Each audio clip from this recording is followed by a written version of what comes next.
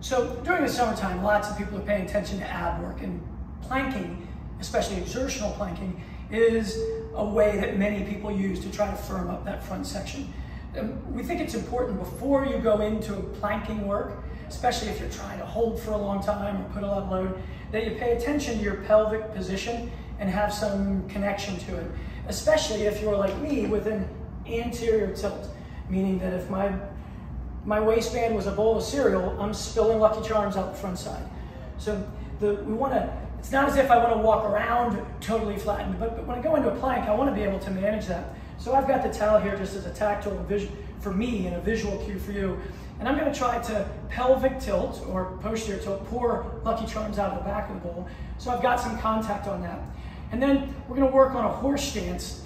It'll be a variation of a horse stance from the martial arts instruction, where I'm trying to stay there. I'm letting the knees go forward. I might toe out a little bit.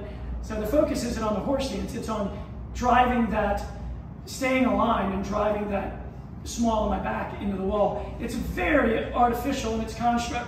It's nothing like real movement, but as I come up to keep that connection, man, my glutes are on, my hamstrings are on in a surprising way, and I feel lower ab. But getting good at that task, at least as a preparatory exercise before going into a plank on the floor, there's a great deal of wisdom to it so that you can engage and at least have a target for what you're trying to feel while you're going into crazy exertional levels. Tune in soon, we'll give you some planking versions that are really exertional, but make sure you've got good pelvic control before you go into them.